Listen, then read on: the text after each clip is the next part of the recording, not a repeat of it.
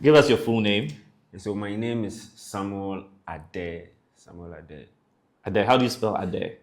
Addae. It's not Addae. Addae. It's Addae. Yeah, Addae. Like Kwade. Kwade. Yeah. Come for Addae. Kwade. Yeah. I think it's from the Asante festival named Akweside. It's not Akweside. No, it's not die. It's Akweside. Yeah. Okay.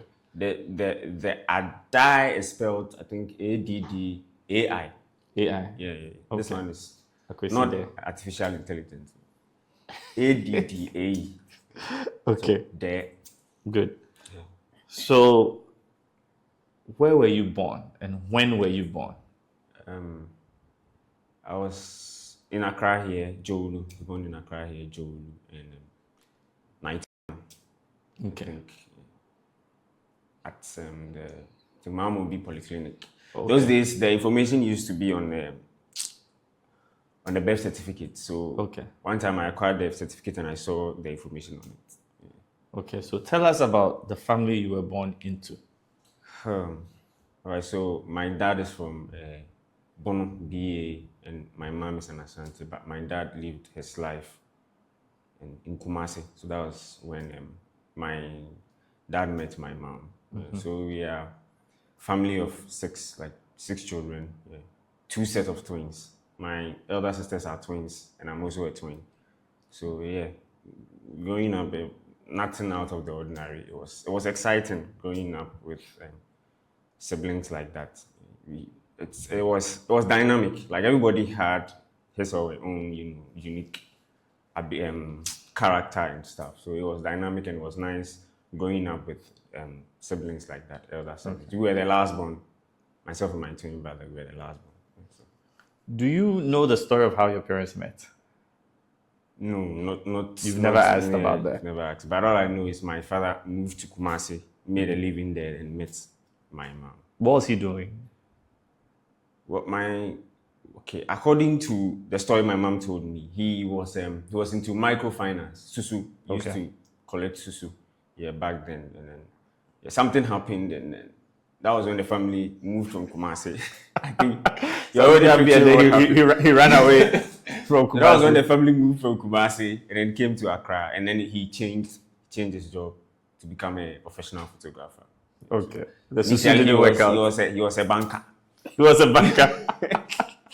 And then it didn't work out, and then he moved to Accra and became a professional photographer. Moved to Accra and became a professional photographer. Your elder sisters, right? What are their names? Funny enough, they are both called Deborah. Yeah. So the only difference is, so growing up, because it was 2 sets of twins, you know, in Asante, there was Penny and Kakra. Yeah. So they were the first twins, so they were called Penny and Kakra, right? And when we came along, they couldn't have called us Penny and Kakra, else there was confusion. So ours was like shortened. So I was called P, and my twin brother was called K. Okay. So when my mom shouts Penny, it's not me, it's my other sister. And my mom shouts Kakra, it's not my brother Kakra, it's other sister Kakra. Yeah. So that was what it was. So the difference between their names is just the initial. So it's Deborah P Addae, Deborah K Addae. So did they go to the same school growing up? And how did the teachers differentiate? Or they managed they managed to differentiate. Okay. Their names, yeah. What's the age gap between you and your sisters? I think 12. 12. Okay. 12 or 10. Okay. So now, it's not every day that we get to talk to someone who's a twin. So, and as somebody who, I didn't even have a brother myself at all. I imagine if you have a twin brother, that is your best friend, at least. Sure. If not for life, your very first best friend. So tell me what your earliest memories of having a twin are. All right. So earliest memory, I think in school, day nursery, St. Cecilia. The school was at Jolu, around Paris Chapel, formerly World Miracle. Okay. So we did everything together, like from home, set off to school. We worked together, get to school.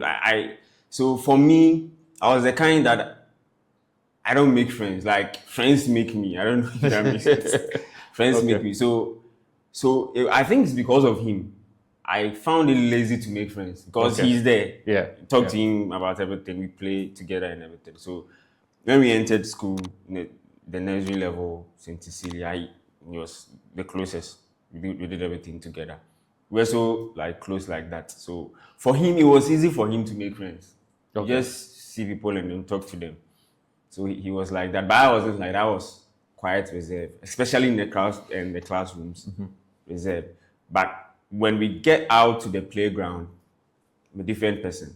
I like playing a lot. But when I'm in a classroom, like for some reason, I just crawl in my corner somewhere. Yeah, I don't talk a lot. So his friends will become my friends. Yeah, but yeah, that was it. But he was my, The main friend. yeah, my main friend. He was Okay. my main friend.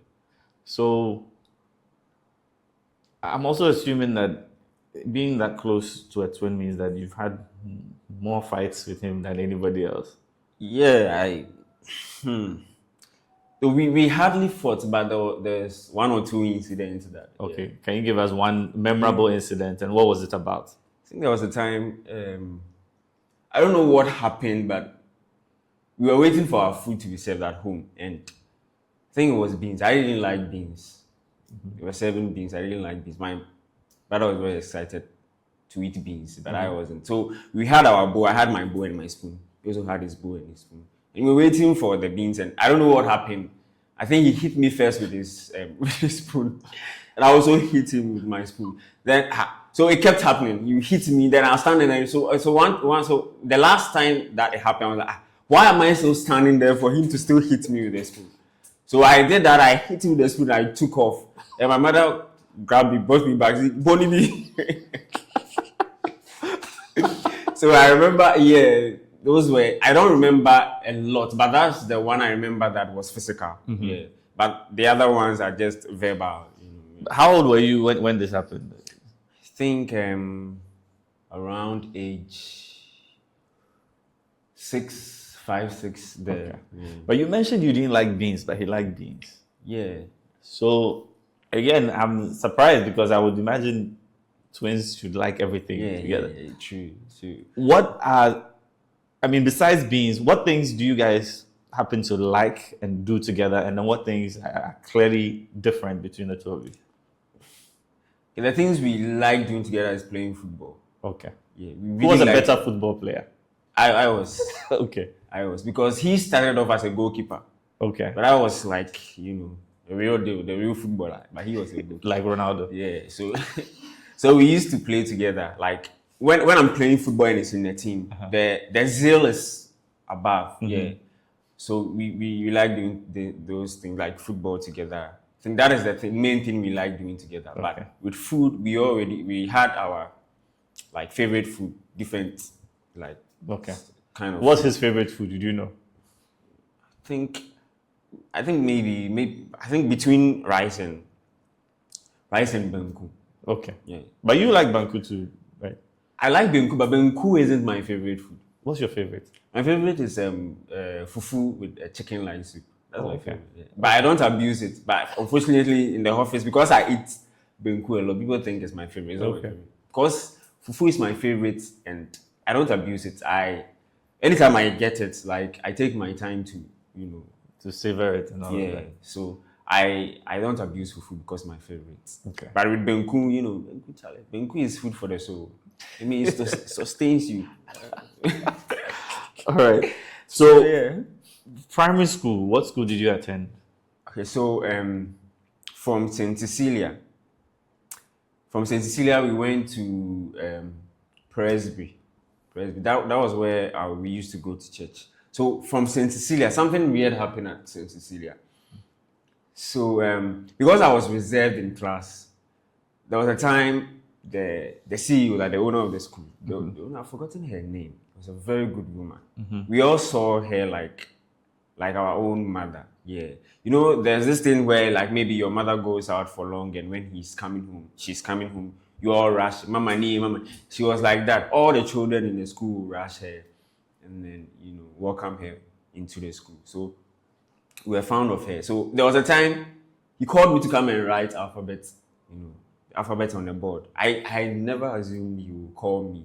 I was out of like I was surprised when she did. So the alphabet was in a way that you write the uppercase and lowercase beside it. So you write the uppercase A, then lowercase a. So it goes like that. So I got to the board and I started writing.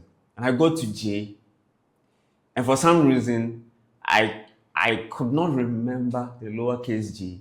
So I was surprised. I was like, how can't I remember lowercase J?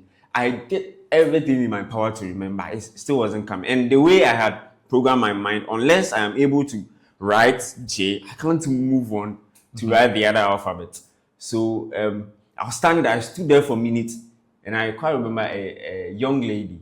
I think she was at the upper primary. She came in from another school. I think she was sent to our madam. And she quickly saw that I was struggling, and she took the chalk and then she wrote the J. But the way she wrote it, I still couldn't recognize the J. No, she was, this, primary students, they write with some catchet. So there was some finesse in the J, so I still couldn't remember the J. So when she wrote it, my mind was like, senior, you are born pound. So I took the dust and I cleaned the J, and I was still standing there. I couldn't remember the J. So I stood there, and then the CEO of the school came in and was like, it's okay, give me the chalk, go and sit down. And I went to sit down. There was one thing she never did. She would never say, wabong, those kind of things you can't do. She would always find way to encourage you. That was what I liked about that woman. Pains me that I've forgotten her name. So she did that. What's the name of the school again? Saint Cecilia. Saint Cecilia. Is it still there? I don't think it's still there. Okay. I don't think it's still there. It's been a very long time. That's in Jowulu. Yeah, that's Jowulu, around the Perez. Yeah, that area. Yeah. So that happened, and then we had to now go to the upper primary. The Saint Cecilia was just the nursery level. So the upper primary, then we moved to Presby. That was where we used to, our entire family, we used to worship. That was where we used to worship. So we moved there, primary one. The first day we got into the school, they called me to come and write alphabet. I was like, so immediately my experience at St. Cecilia just kept playing. And then I stood there still. I couldn't write a word. Then all I did was, I remember I cried. And they said, it's okay, go and sit down. So I went to sit down, and then that day when we were about to close, I remember the teacher said, tomorrow you write alphabet, then everybody would say, yeah, then she would say, I hope you can write. Then everybody would say, yeah, then I called somebody this morning and the person came to cry. I was like, oh, this woman is talking about me. So right from there, I never enjoyed my time there in the private school. Mostly because it was where we went to church. So it was like I was going to church from Monday to Friday. Okay. Yeah, so I never enjoyed my time there. Did your twin brother enjoy it? Yeah, or he enjoyed it. They had this merry-go-round and this swing there. Uh-huh. I remember one time, he did the merry-go-round, and then his shorts, it got torn into two. So it looked like a skirt on him. He really enjoyed that place, but I didn't really enjoy it. Okay. So from Methodist and from the Presby school, we didn't spend much time there. Mm-hmm. Our father just took us to the Methodist. So we started, I think, class 2 at Methodist. Yeah, so and Methodist to the lower primary, they gave us a lot of freedom. So we can come to school today, from morning to the time we close, we play throughout. We hardly sat in the classroom. So I really enjoyed my time there. I didn't like learning, so I really enjoyed the playing time there. And that was when my like into football really came up. So yeah, we just enter school, put our bags down, right onto the compound, started playing football throughout. We played a lot. So learning wasn't that. Learning became like a job to me. Anytime we get home and there's a homework and my father would be trying to force us to do the homework, it becomes like I didn't see the purpose of learning, because it's fun to be had. So why do we have to go and learn? So it always felt like our father was worrying us when he wanted us to learn. So yeah, so from a Presbytery to Methodist. So let's take a step back. I'm trying to understand your relationship with church. Presby, then Methodist. Yeah. Were you attending the Presby church? Yes. Did you move to the Methodist church as well? No. Okay, you just went to the Methodist It was just school. Yeah. Okay. So would you say that you were, as a family, you were Presbyterian? Yeah, we were. Are you still Presbyterian? No, for now. No. Okay. But my mother is still a Presbyterian. Okay. So was it your mother who was, pulling you towards the church, or was it your father? Who would you say? Or were they both? Yeah, I think it was both. It was both of them. Yeah, both of my parents. Yeah. So from the get-go, you have to go to church. So if it's Sunday, we all dress up and go to church. Nobody stays at home. Okay. Yeah. All right. So then, now you went to the Methodist school. Do you remember any teachers there that you were fond of, or that you weren't fond of? As I said, Methodist, it was just playing and playing. So I don't remember one. But how long were you in Methodist for? Methodist, we were there till class 4. So you were playing from class 2 to class 4. We played like we the learning aspects wasn't there. So we were playing a lot. So we got to a time our father moved us. Yeah. Because what happened was we didn't know anything, honestly.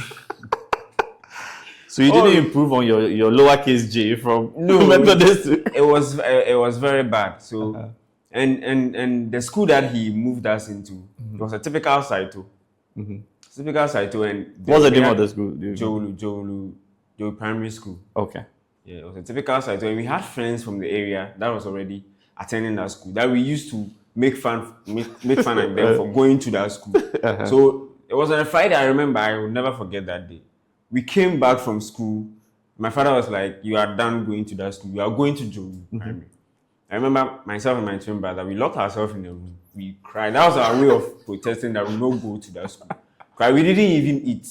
Cried and cried and cried the whole time in the room. My father was like, the decision is made. You are going to. So what we were thinking of was, now they will come and laugh at us.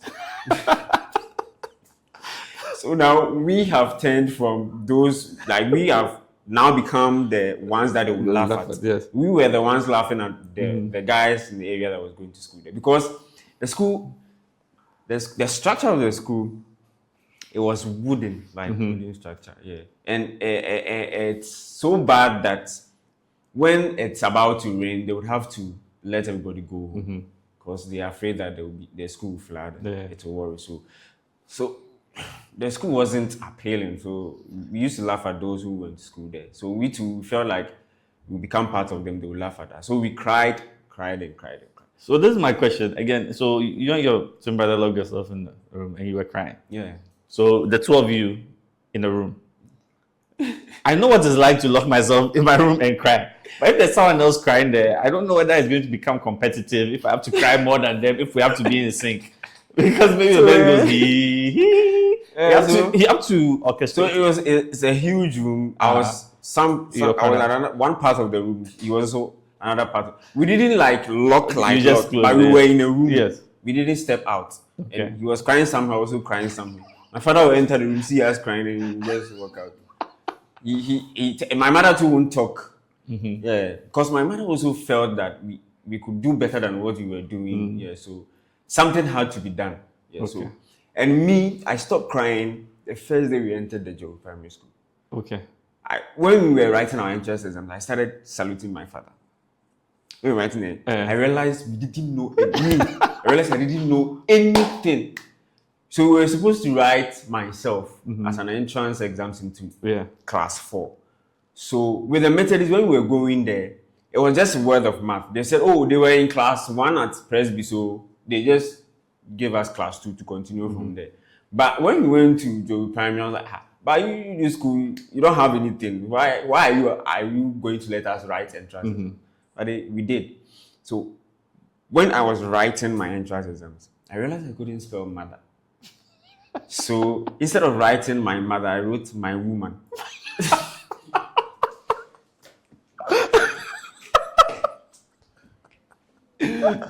Oh my goodness. I knew it would sound different, but I didn't know how to spell mother. So I wanted to communicate, right? So I want to say my mother is a trader. So, but I wrote my woman is a trader. So when I was writing, when I was writing the exams, then I realized my father did the best for us. So whilst I was writing, I was saluting my father for doing what he did, taking us from that school and bringing us to Jolu Primary. So we finished writing the exams and then we gave it to them. And then they gave the papers back to our parents. They said they wanted to send us back to class 3 because we are not class 4 products. We can't go to class 4. And that one too, I remember we cried because we were going to be repeated. It's So we more cried. embarrassing, right? Cried, and I think my brother or my father came up with an idea that, okay, if that is the case, we write the exams again at home with supervision. We did that and it was okay. So they took the papers that we wrote at home to the school, and then to prove to them that it was because we were, examination, we were frightened. Yeah. That was why we wrote gibberish like that.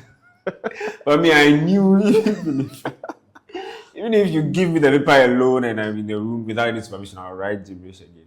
So somehow they bought into what my parents told them. I was like, oh, okay. So then you went to class 4. Yeah, so we went to class 4. Okay. So before that, there's something happened. Okay. My twin brother and I were both called Samuel. I was going to ask that. So Yeah. your older sister, they are both called what? Deborah.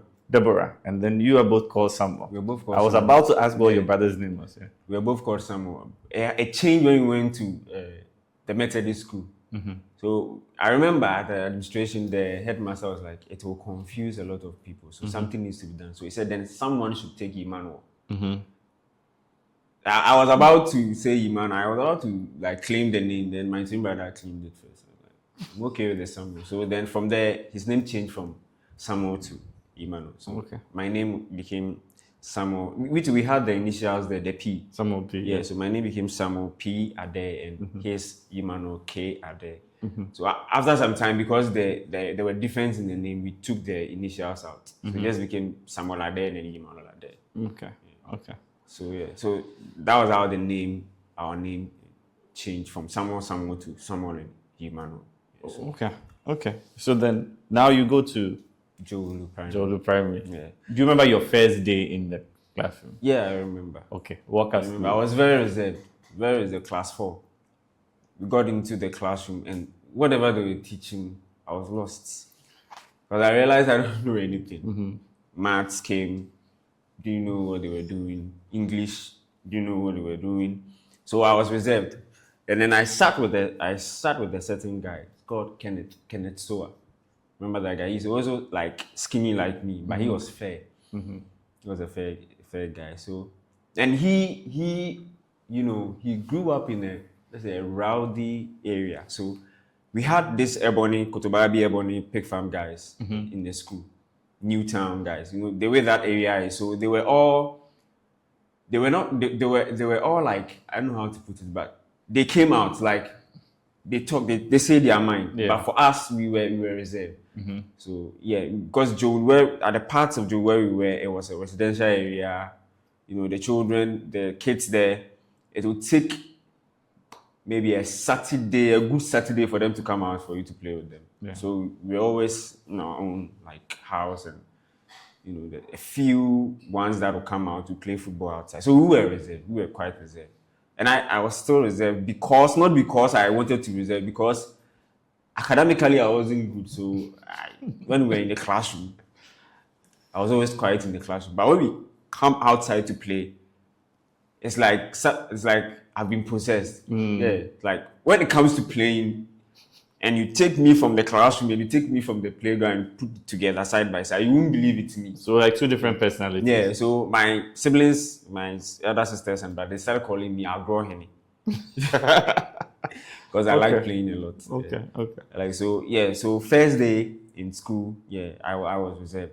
And Kenneth was the one that introduced me to some of the guys in the classroom. Are you in touch with Kenneth still? No. You've lost touch with him. Kenneth, they're right after lower primary. I think JHS.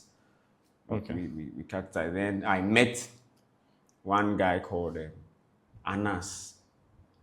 Fast for Anas, it looks like we were destined to be together in our academic journey. So Anas, you met him in the same school? Yeah, in Joey Primary. Oh, okay. Yeah. So You don't remember his last name? Suraj. Anas Suraj. Yeah. Is he Ghanaian? Yeah. Oh, okay. Anas. Suraj Anas. Okay. So tell us a bit about Anas Suraj. Anas had two voices. Explain. You could be working with Anas, right? Talking with Anas. And you turn back quickly to see if you are still talking to Anas. Because at some point, his voice will change. It's not like it's intentional. Like, I don't know what's wrong with his vocal cords. Maybe it was his voice breaking or... It wasn't breaking. He will be talking deep at some point and then it will immediately become very thin. Is that how he was for his whole life? Yeah, his whole life. Interesting. So, are you in touch with Anas? No, Anas. Anas too became my senior at the university. Okay. So I went. We'll get to that. Okay. Don't worry. Yeah. So Anas, he was your friend in school. Not like close friend or best friend, but because of Kenneth Soa too wasn't. I didn't have best friends. Okay. Because we were in the same classroom. You were just this introduced this one to this and that to that. So I remember Kenneth, I remember Moses. They were all from the same year. I remember Eric, I remember Fatao. Moses what? I've forgotten. Okay. Fatao too, I've forgotten the... So you said you were good in football. Did you have a school team? Did you have a class team? Yeah, in Joe Primary we had a school team. Were you good enough for the school team? Yeah, I trained with the school team, the primary school team, but I didn't make the school team itself. When it comes to selecting those who will be going to play interco, be out. They call it carbadon. That's what they do at training. So how did you feel about that? I didn't feel bad because at that time there were better like footballers in the school. Mm-hmm. We were. Yeah, so for us, at that time I didn't even know how to play positions. Okay. It was small pool from the house, so we just play anyway. So in Joey Prime, that was when I learned the various positions in football. So when it's about time to go and train, we were there. They will allow us to go and train. Yeah. And I think Fatao, when we got to Primary 6, Fatao became the captain of the team and also the coach of the team. He was a student. Okay. The team was given to him. Okay. Because he had experience outside. Like he was playing for a coach team. He was playing for a team. So he was really good. He was really good. Fatao was very good. I don't know what happened. I thought he was going to make a career out of it, but I don't know. So the teachers gave him the school team to handle. Yes, and then he handled Primary 6. Yeah, Primary 6. Wait, so the school team, let's go all the way to JHS or... So we have Joey Primary, we have Joey JHS. Okay, so the primary... Yeah. The primary part. Yeah. Okay. So then, going to the JHS, did you have to write another exam? So your passage to the JHS depends on the Class 6 exam, the final exams at Class 6. Okay. But because Joey Primary was seen to be like the GHS for the primary, for the GHS. The GHS for the primary, most of the time, we coming from Joey Primary to the GHS, they were a bit lenient with us. Mm-hmm.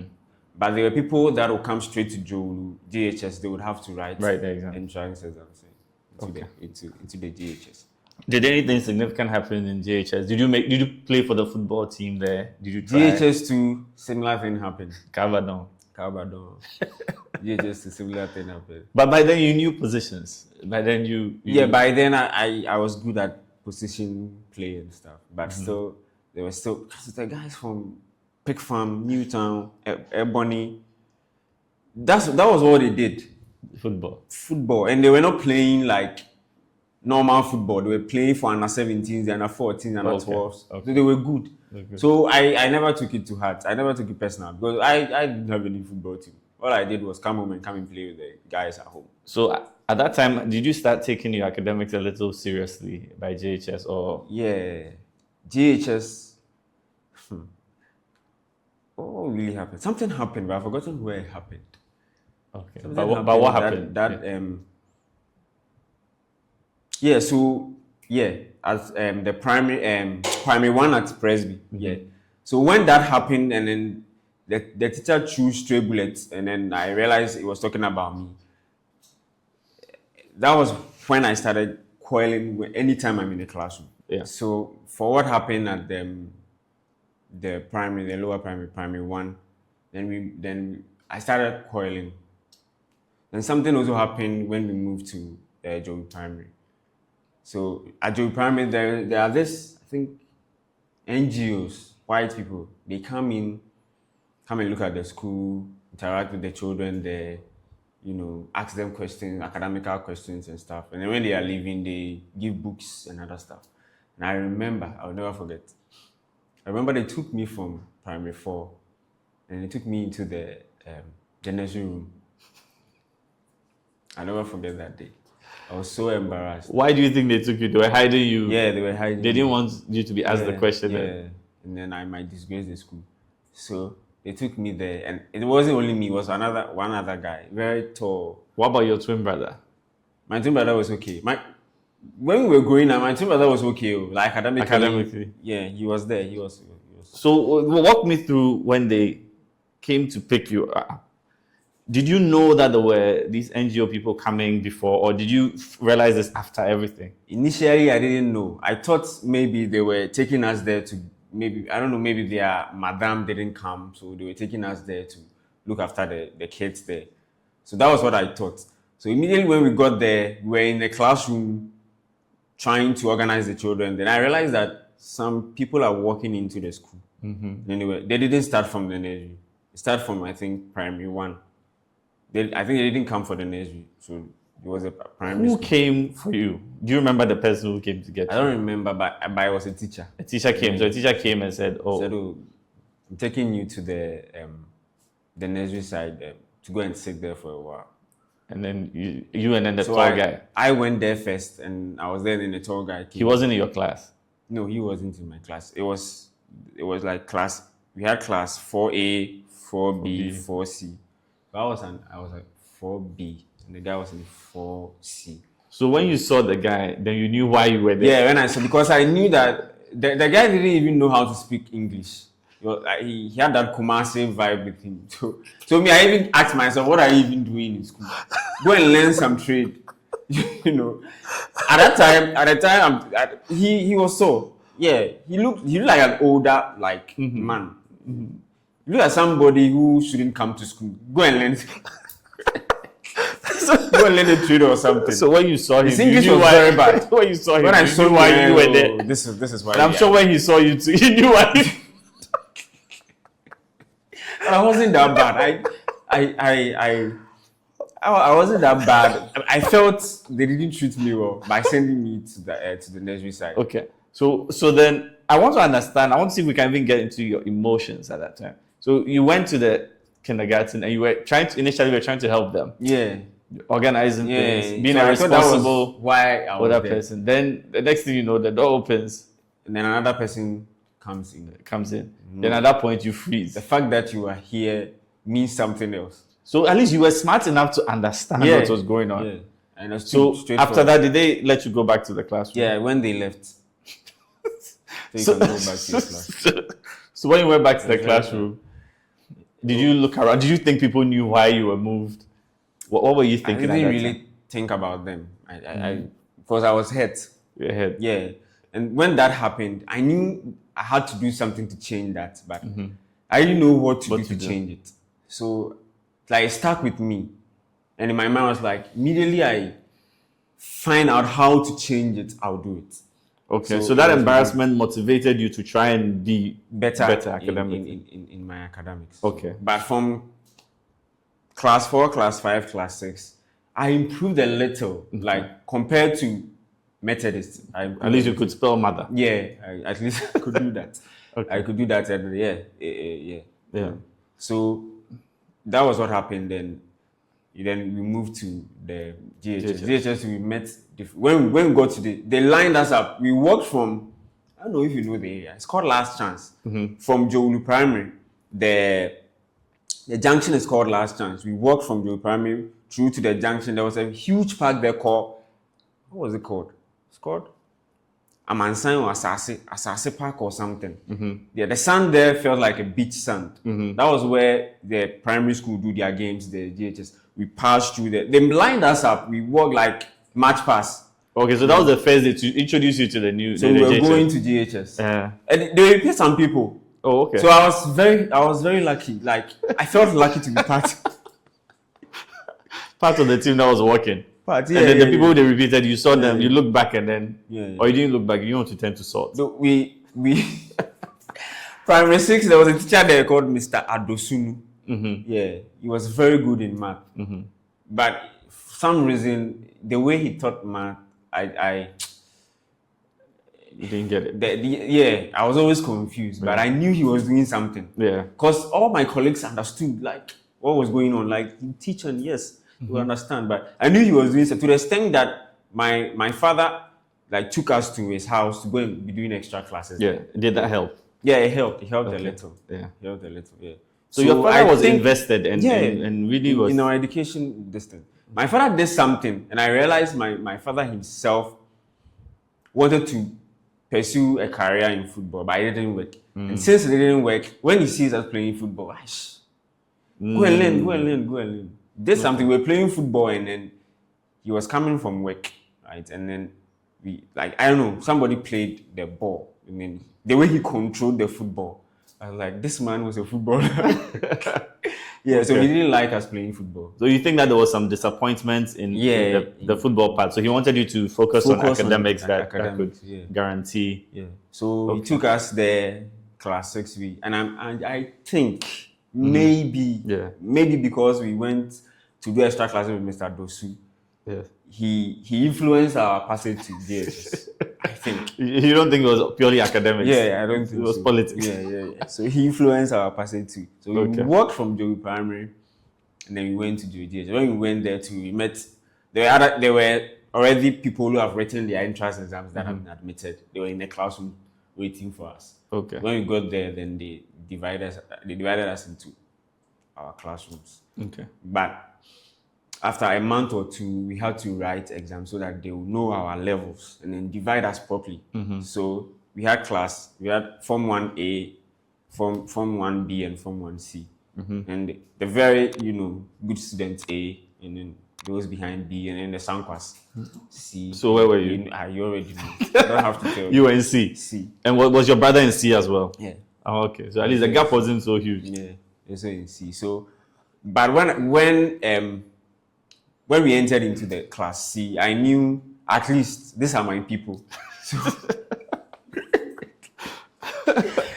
So in class C, we still had levels, but I was determined not to be bottom of the bottom. Yeah, so I was somewhere in the middle. Yeah, so I was always trying to maintain the middle. And then I met a friend there.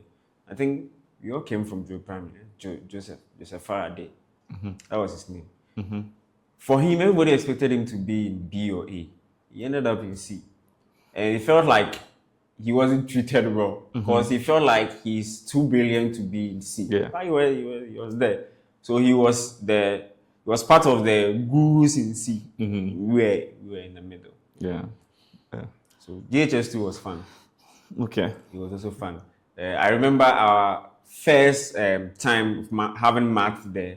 There's this math set, right? That we do pre-tech. So we all had our math set. But we were taught the parts of math sets in primary. So I knew set square, I knew protractor, I knew compass. I knew the names of the things in the set. So one teacher called one student who had already written entrance exams and gained access into the school. And then he called. The teachers had their own math set, but it's huge, so that they can use it on the board. Yeah.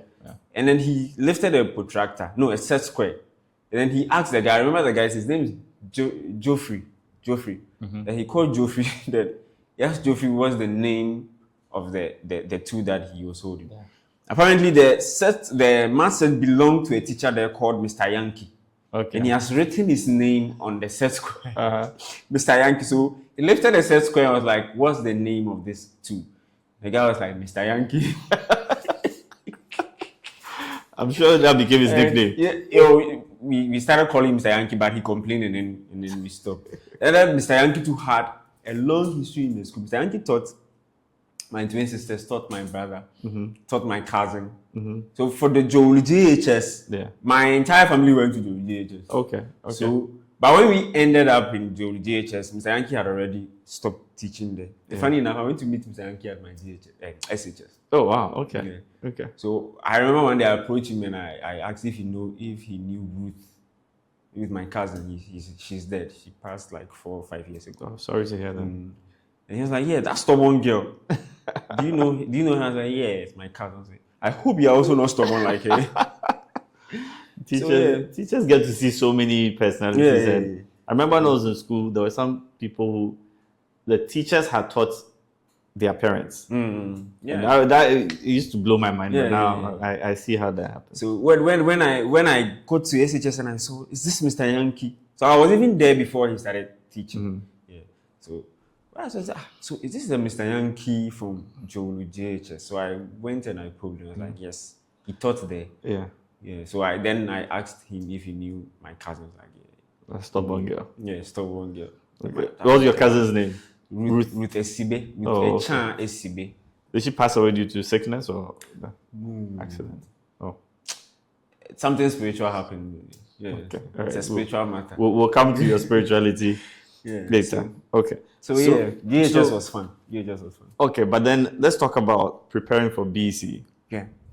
What BC. was the perception of BC for you? Did you think that this would determine your life, or was it just I'm going to do my best? Yeah, back then, BC, it's like my brother told me, BC, if you fail, it will be difficult for you to get SHS.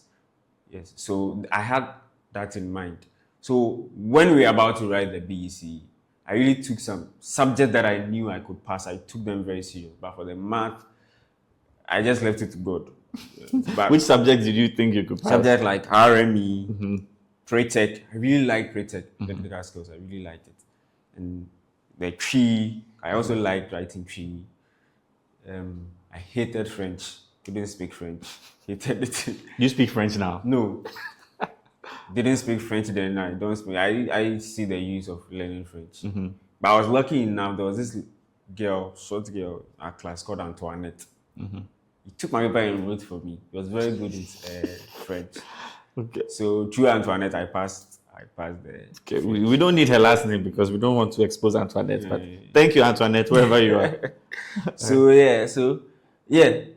in preparation to go and write BEC, it was a final showdown. So I took it personal. So I knew as for math, science, it would be difficult. So instead of focusing my energy there, I didn't really focus. I focused on the ones I thought I was going to be able to pass. So I focused on it, and then lo and behold, when the results came, as it was expected, maths and science, it wasn't good. But the ones I focused my energy on, social studies, I think it was environmental studies. The results came and it was very good. But before the results comes out, the placement will come first. I think our batch was the first or the second batch they started the placement of schools. But initially, the results come and then you go yourself with your results and go and search for the SHS that you want to go. But our batch, they started doing the computer system. So you finish writing, then the computer will place you based on your choice. So my first choice was Accra High. Accra High Secondary School. Second was WAS, West Africa Secondary School. And the third was O'Reilly, O'Reilly Secondary School. And then my twin brother also took the same three. Initially, we took some schools B. Then my father came into the school and was like, no. So my father, with the help with another teacher, they changed it. So when the results came, my elder sister, the Kakra, she was the one that checked the school for us. And then she called and was like, K, we're in your school, P, we're in your school. Because you are P, she right? did, she did that because for her, K is brilliant than P. Yes, so definitely it has to be K that got the school, not P. So she did that, and then she wasn't careful. She forgot to ask who is Samuel and who is Emmanuel. Yes. So my twin brother started jubilating in the house. Hey, I'm going to the school. And you were quiet. I was Were sad. you sad or just quiet? I was sad. Okay. I was quiet, but I was sad. My mother was jubilated, and then she called back again. I was like, no, who is called Samuel and who is called Emmanuel? Because my sister, the Kaka, didn't really live with us. Yeah. After some time, he went to live with my grandma. Yeah, so he didn't really know the difference with the names. Then I said, I'm Samuel, and then K is Emmanuel. Like, sorry, you rather go to school. K didn't get the school. Then the tables turned quickly. I couldn't jubilate a lot because moments ago I felt very sad. So it's like now I know how he he's will feel. feeling, yeah. So I couldn't jubilate a lot, but I was happy. It was I got a school. So he didn't get a school, so they had to do a second placement. When the second placement came, he got he chose Koforidia Sectech. No, he chose Koforidia Sectech and Koforidia Technical. There's another school at Koforidia called Koforidia Technical. And he got the Koforidia Technical. But at that time, my mother didn't want him to go to boarding. So they found a school for him at Medina. As a Preset Pay Setters Institute. So that was where he went. So I was at Adenta. He was at Medina. So you go to school together, you drop at Medina, and I'll continue to Adenta. So BEC, yes, when the digits came, I've forgotten the exact digits, but it wasn't that impressive. But by God's grace, I got to school and he did it. Okay, so all you're telling people is that even if it's not great, there's still hope. Yeah, there's still hope. Okay. There's still hope. So talk to us about the school you went to again. What was it? West Africa Senior High School. West Africa Senior High School, which is where? It's at Adenta. Okay. Talk to us about your experience there. This was the first time you went to a school without your twin brother. Yeah. Okay. Yeah. That was So the first time. It was weird. you go there, you can't sit back and make friends with your twin brother's friends. Yeah. So how did you interact in school? So I don't remember the first time. Okay, I remember the first time I entered the school, but not like the first time I started the academics. Okay. I entered the school with my mom, but we had to go and do the registration stuff. Yes. So I walked into the school with my mom to go and do registration. So after we did the main registration, the formalities at the main registration, they also had this container that they have converted into an office. That is where you take the cutlass, the brooms, and other stuff too. So I was going with my mom to that location, and we passed through the senior block. It was 3 stories. There was one guy standing at the very last floor.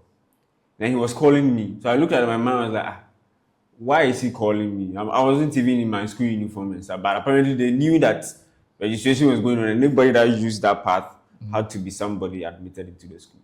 And then I didn't mind him. Then he was there and he shouted, so no, mommy, and I'm 2 years too. I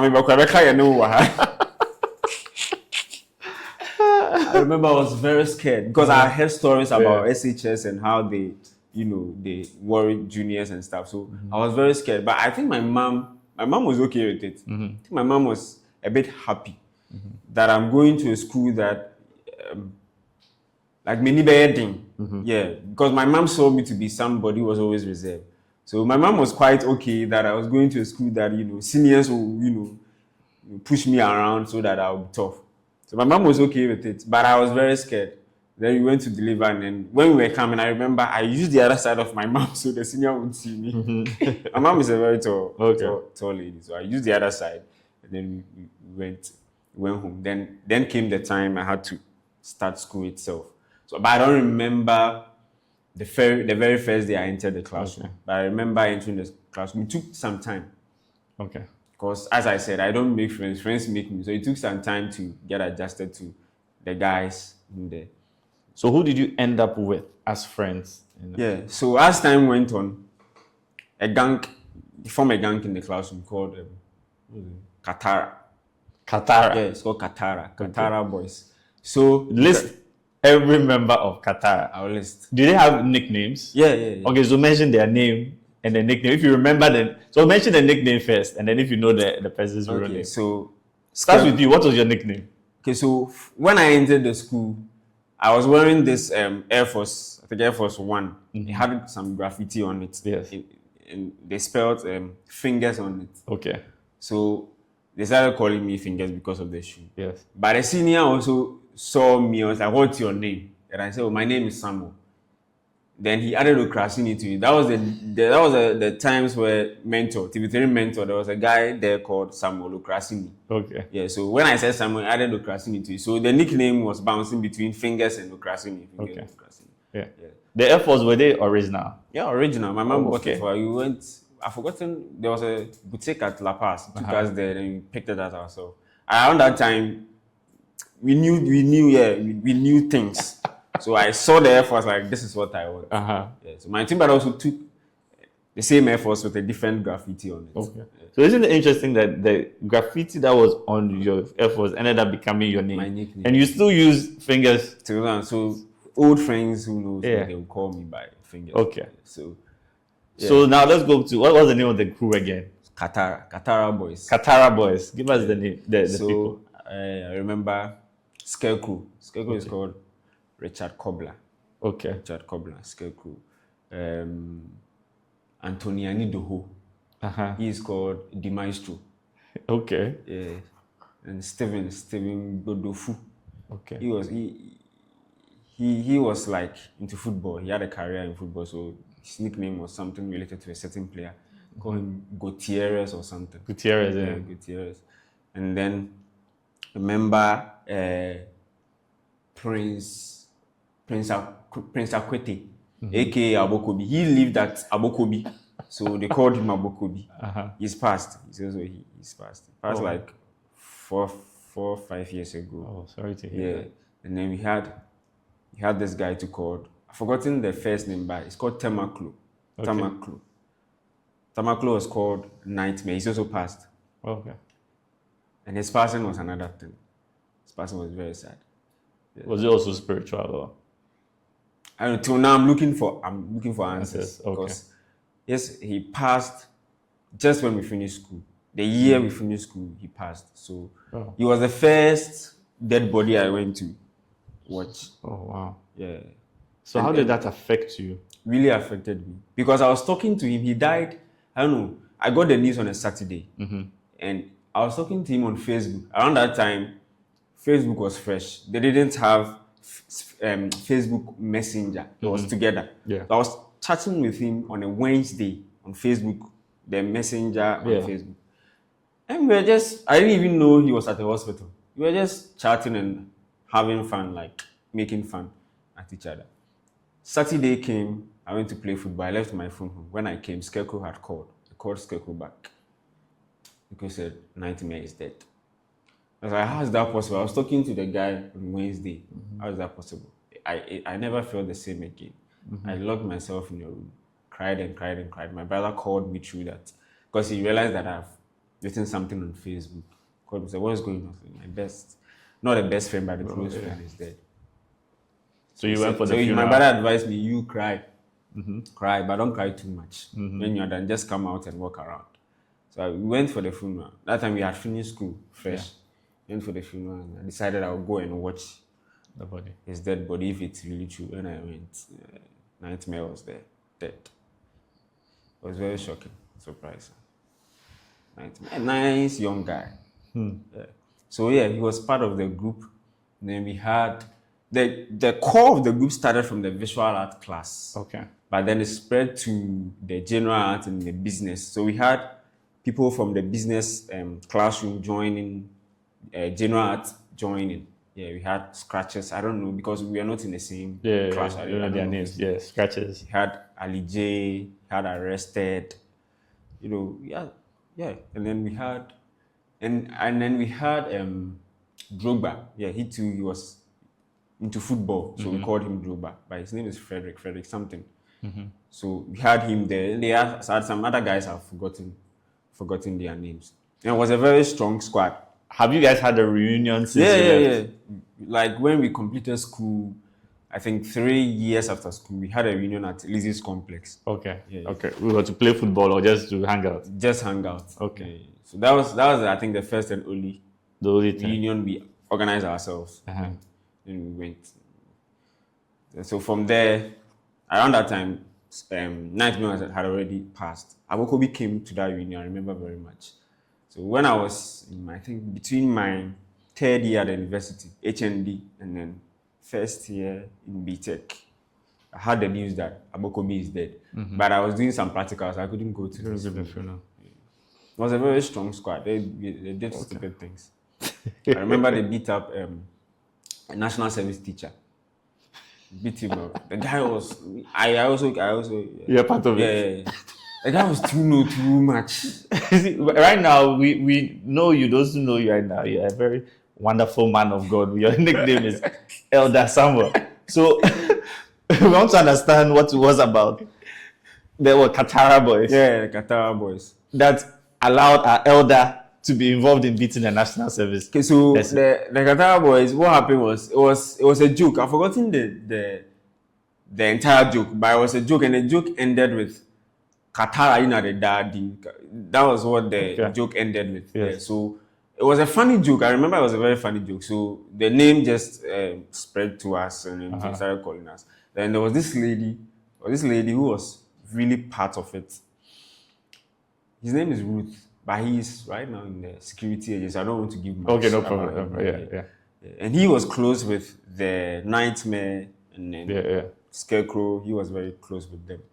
Yeah. He was part of the first people that got the news that Nightmare wasn't no more. And then we had one guy from Science. His name is Samuel.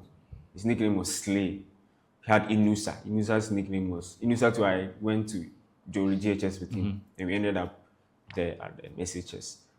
Inusa's nickname was Bruno. Yeah. And the Slay guy too is dead. Oh, wow. So what would make the Katara boys beat up a national service? Listen, give me the scenario. Okay, I'm sure right now, give you a chance to say sorry to whoever it is. Let's not mention the name, but I don't even remember his name. Okay, but sorry to him. So what happened was, for me, from my perspective, the guy was too he has finished university, so flexing, I don't know. Even the way he speaks English was annoying. Oh wait, the way he speaks English is annoying, so you beat him. And because he was young, and the guys in the squad too, there were other guys that saw to be his co-equal. In terms of age. So they didn't like that he was all over them, trying to give them instruction. But they felt that you are a national service teacher. Did he do something, or was it that he had done a few things that had built up, so they just timed him? Yeah, I think he kept doing certain things that, like as I was saying, he was trying to boss around and those kind of things. I think he did something in particular that the guys were like, Charlie, this guy will go beat him. So they organized the need you follow, because he didn't know this. Yeah, I just followed the. Was he living on the... No, he wasn't. So what happened was, he comes to school, then closed, and he goes. So they beat him during working hours. So what happened was, it was our final, I think third year, second term, final paper on a Friday. We had finished writing the paper. That's how I remember it. And from the school gate to the main campus, it was quite a stretch. You'd have to walk. So it's quite a stretch. So we have finished, we were going home. And then they saw the guy walking ahead.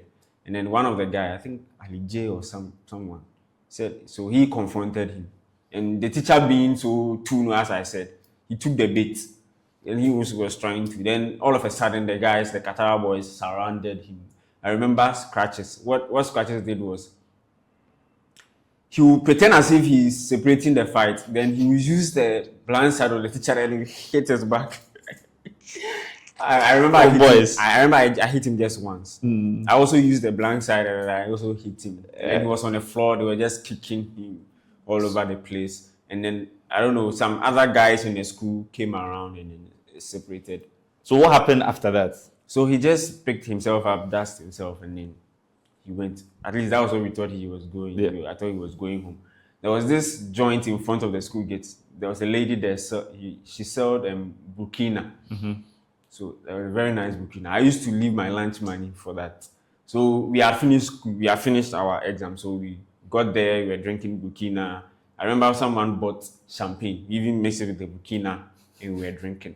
all of a sudden, we heard siren, police siren, with their pickup.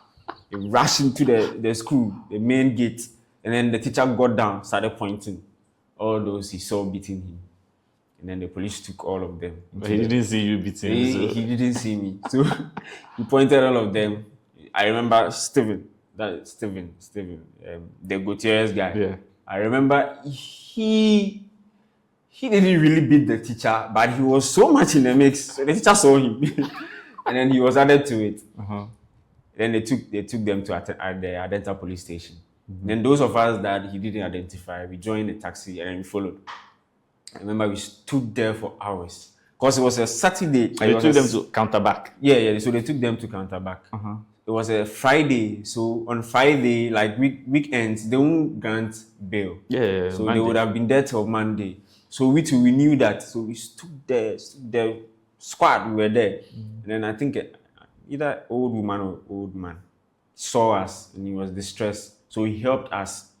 So he led us and then went to the police station, started, talking about what happened and what not. And then the man helped us get bail for, I think they were like 8 students. Yeah. Well, with money? Or I think the man gave some money. Oh wow! So they're just a good Samaritan. Yeah, very good man. Then they brought them out. I remember when we were waiting for the process to be done. There was this church beside the police station. I think they said it's Kwame Ayu's church. Oh, okay, Kwame Ayu has a church. Yeah. Kwame Ayu is a pastor now. Why do you know that? Yeah. So we were there, we were waiting, and they started singing some worship and praises there. And the Qatar boy, what we did a lot is, when it's worship time, as for the dancing there, we will be there. We'll make sure we dance our feet off. So when we heard the song and we were at the police station, we all moved from the police station, entered the church. In front of their altar, we started dancing. So we danced until they finished the praises and worship, and we came out of the church. We went to continue our agenda.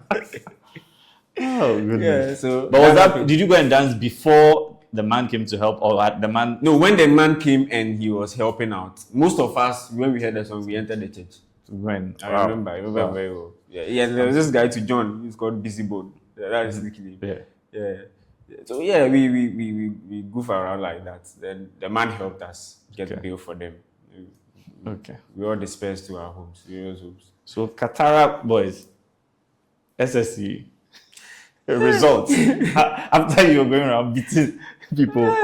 How did you guys do academically? SSC.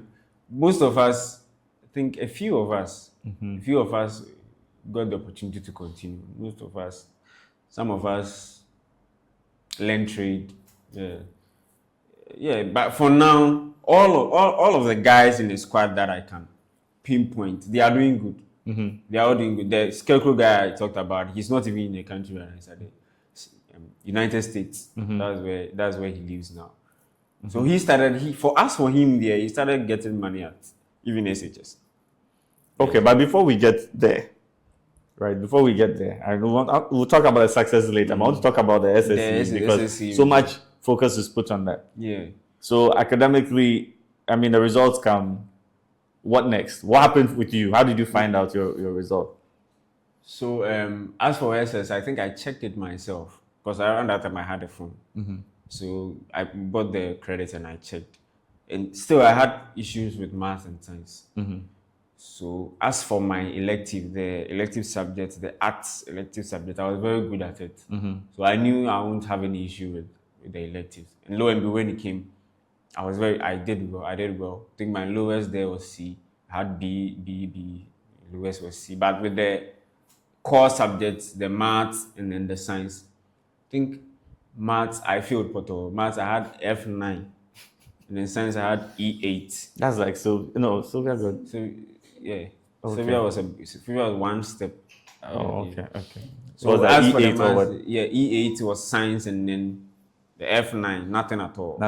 Yeah, was math. Okay. And then social studies. What happened was I was supposed to answer 3 questions and I answered just 2. But I got C, even with my 2. My 2 questions I only answered. Because social studies wasn't an issue. Yeah. I would have gotten A or B. So why didn't you answer the 3rd question? I didn't understand the instruction. So when I got out, then they were discussing like, oh, I answered only 2. That's when you finish early and you're like, what are people still writing? Yeah. And they're like, oh, those. I answered only 2. So as for the social studies, I was scared because I didn't answer the entire question. So I thought I might also fail there. But when it came, I got C. So with social studies and my elective, it was okay. But with the maths and science, it wasn't good. And the English too was in between. English too, yes. English too wasn't that great. So then after that, the question was, did you do NOVDEC? Yeah, I had to go to Second World War. Second World War. Let's talk about NOVDEC and the decision to even do it. Did you discuss with your family? Yeah. What happened?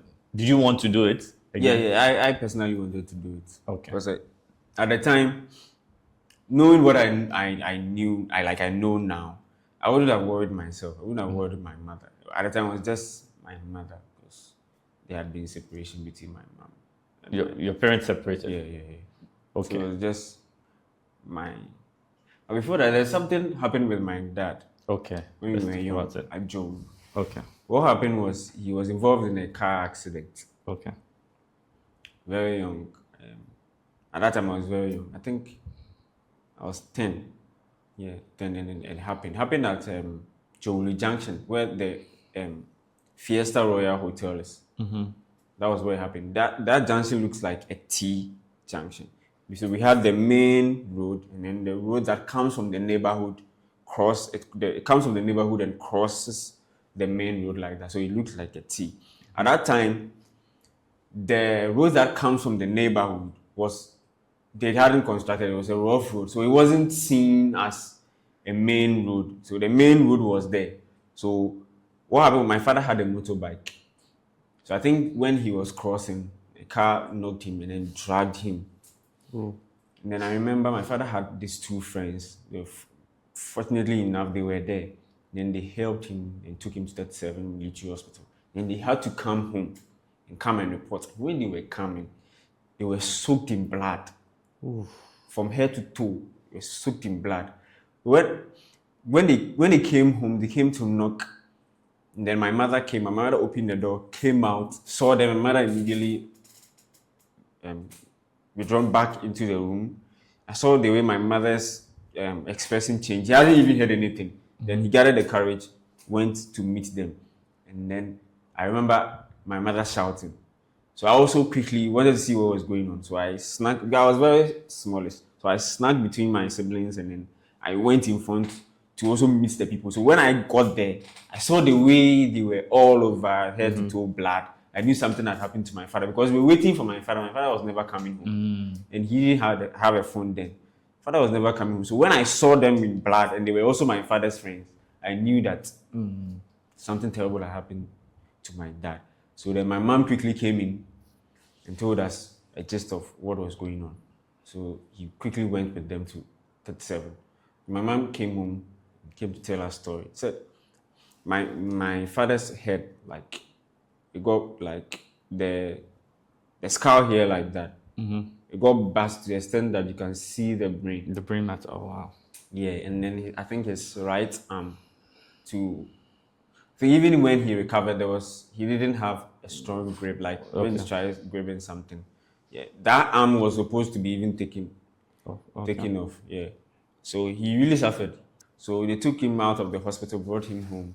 The strength wasn't there, so he wasn't working. to chair, bed to chair, so he wasn't working. So how was it like financially at that time? It was tough. So everything was on my mother now, and then the family helping out. Yeah. So my mother really took care of us. So the separation between your parents, how did you process it? How did your father process it? Yeah.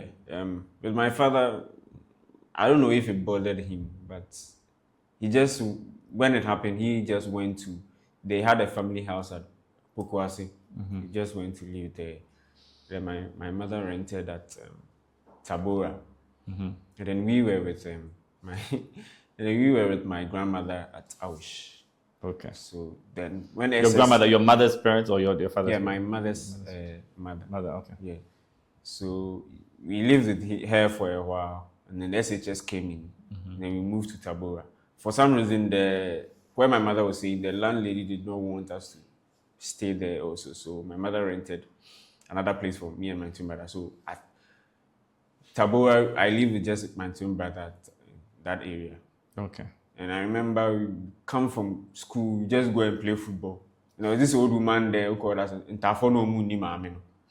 Because nobody knew where we came from. We just came and we were there. And it was just us.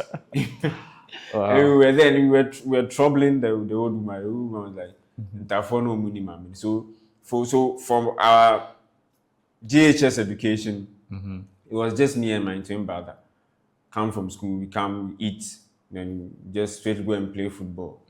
So GHS2, we didn't take our academics serious. I think GHS2 second term, me personally, I lost interest in SHS. Okay. I lost interest in SHS.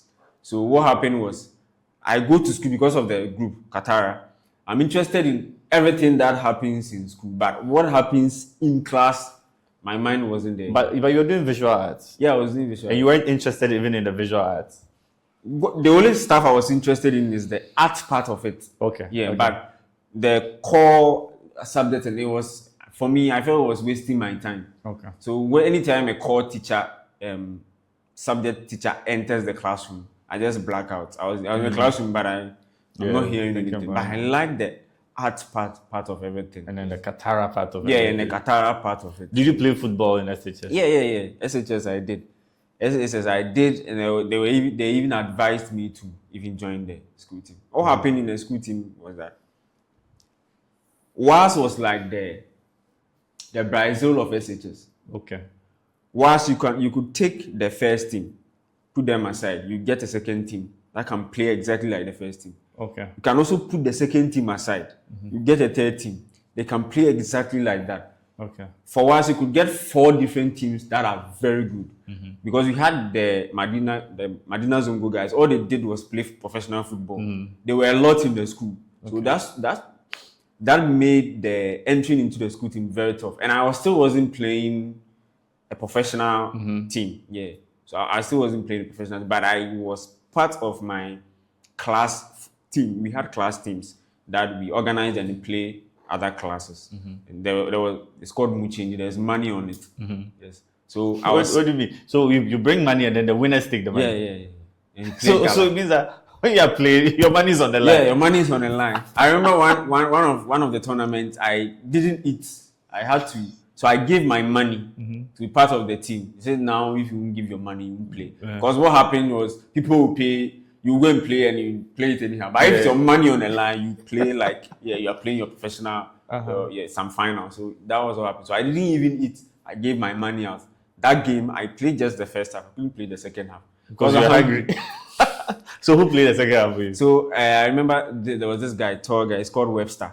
Yes, Webster. Webster is also part of the Katara. So the Webster play? Yeah, Webster was okay. Webster was very talented. Webster was a good basketball player. Okay. And also a good football player. And Webster was very close with the Gutierrez guy, Steven. Yeah. Yes. And you see them, they were like Santo and Judas. Okay. Webster is tall and Steven is short. So you always see them in campus working together. They were very funny characters. Yeah. So Webster, I was substituted and Webster came to play. Did you win that? Yeah, we won that. So you got your money? Our class team was very solid. So I think I played left back. Yeah. So I was subbed in. Then Webster, the guy that was playing this center back came to left back, and Webster replaced the center back. Okay. We had a very solid classroom team. So they even advised me to join the school team, but the competition was too tough. There was no way I was going to make it. But there were some guys in the school team that were looking at me in a different light. They saw something in me that me cried. So they were like, this boy, he's really good. Okay. Like you could tell that they wished I joined and trained with the school team. Yeah. Yes. But the school team, unless you are in Form 3, you won't get the opportunity to play. Those that played were the ones that were obviously talented and had a strong football career. Yeah. Yes. So we had one friend called Bana, Banda or Bana. He even, when we were in, I think, Form 1 or Form 2, he even got the chance to try out for the Under-17, National Under-17. Oh, wow. So Wow. for him, it's obvious. Yeah, So yeah. he had to be part of the team. Okay. Yes, and even the Richard Kobler, the scarecrow guy that was part of the Qatar, he was also a professional footballer, a goalkeeper. Okay. Yeah, I think he used to, I don't know, yeah, he used to move with the Liberty professional guys. Wow. Yeah. So even in the Qatar squad, most of them were footballers. So WAS was full of footballers. Wow. Where we had a senior called ODB, Old Dirty Bastard. That was his name. He didn't come to class. But when it's football time, you can't afford to leave him out. He had to be part of the team.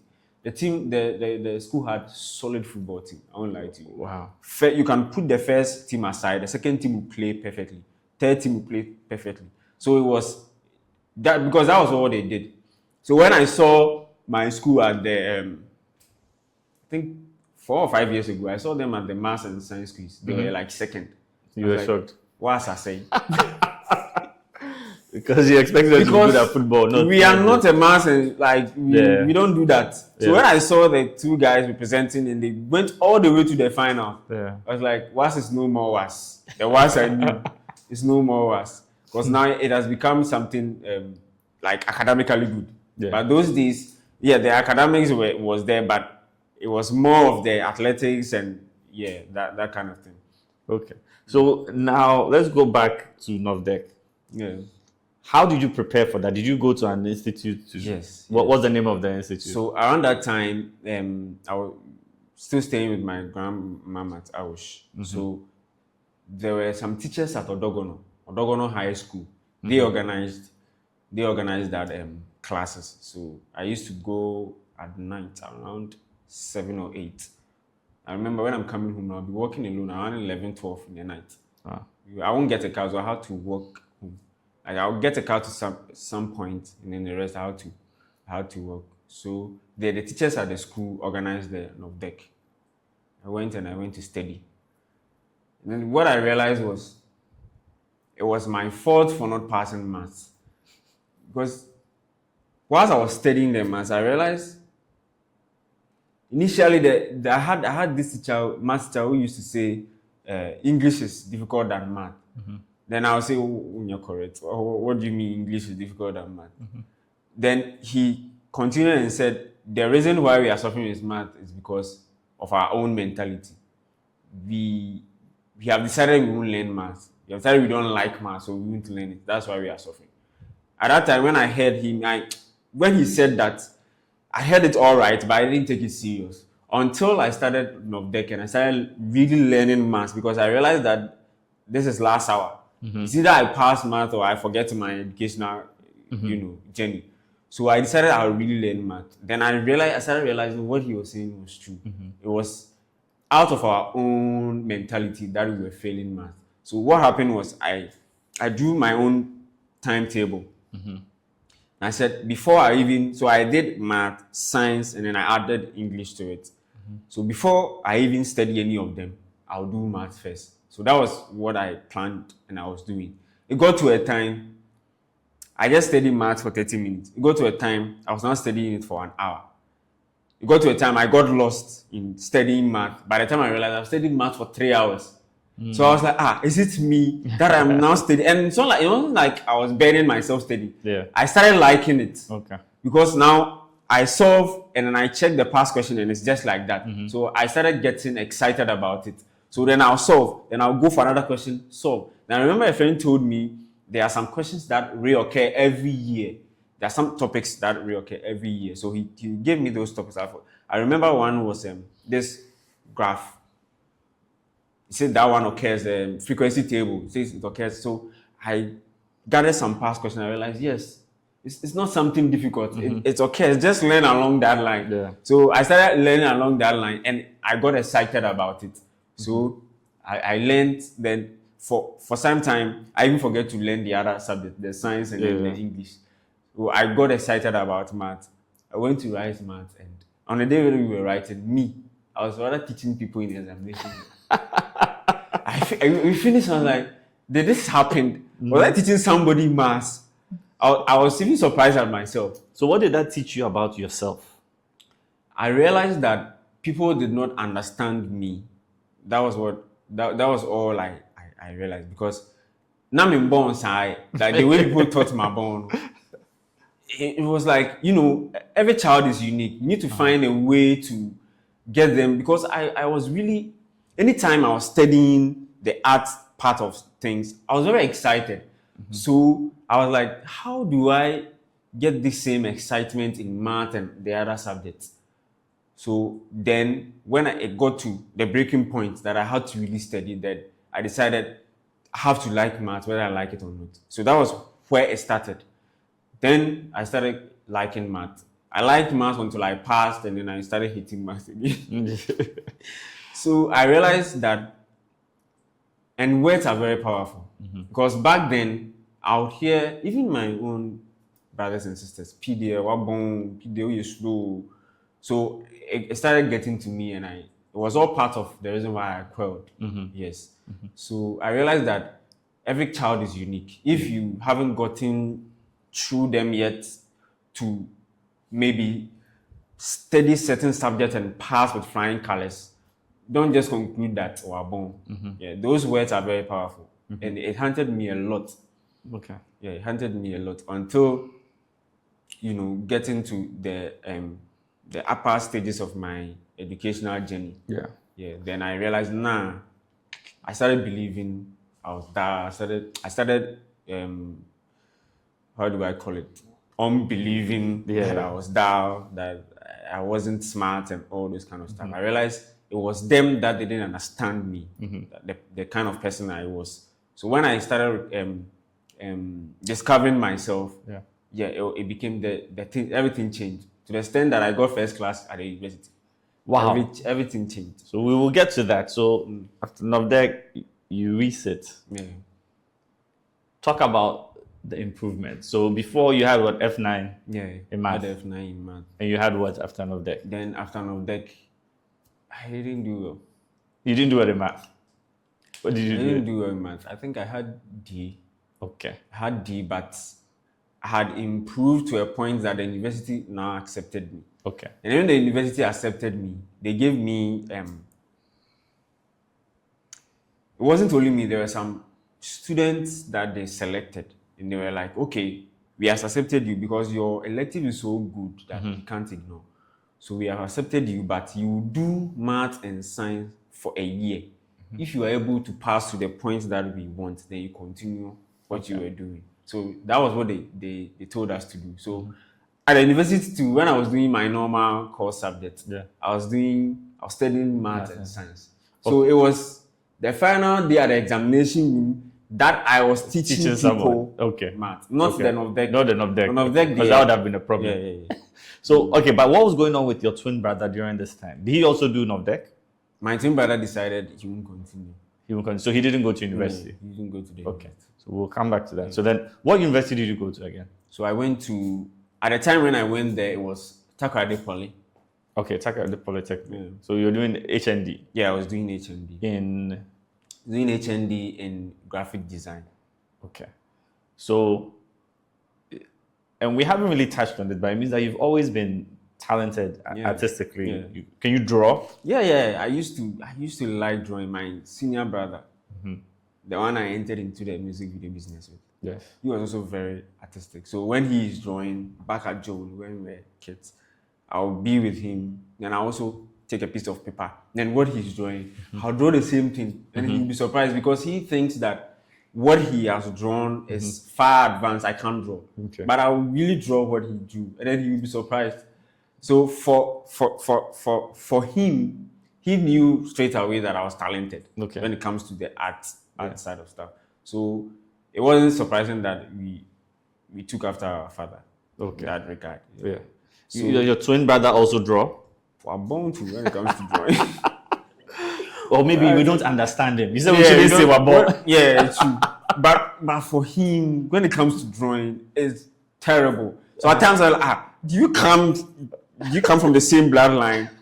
You can't draw. You took all that talent. That's twins. You took all of it and then you left him with the ability to make friends. Yeah, maybe. Maybe. Yeah. So he was very terrible in drawing.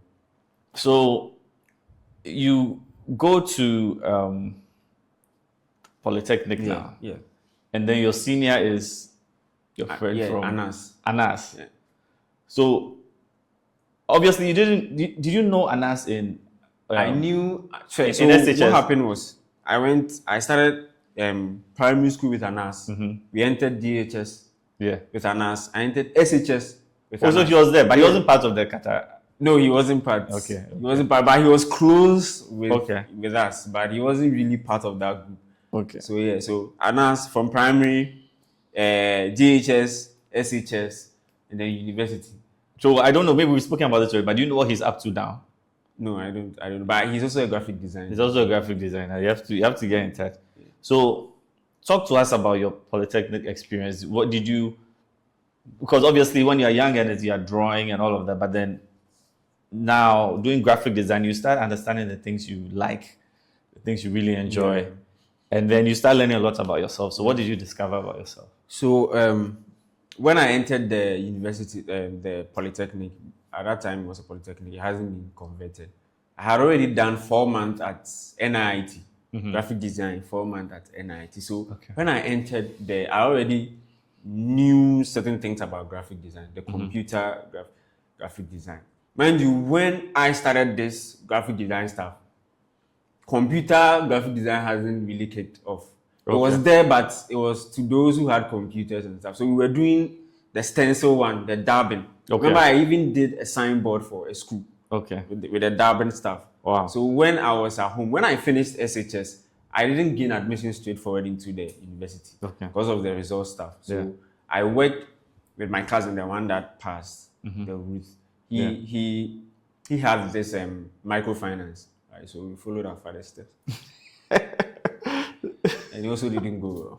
So her death, spiritual. You think it's connected the microfinance? Yeah. Wait, so the microfinance, let's just touch on that a bit. So you used to go what? Yeah, so I and go collect people's money. Yeah, so with a bicycle.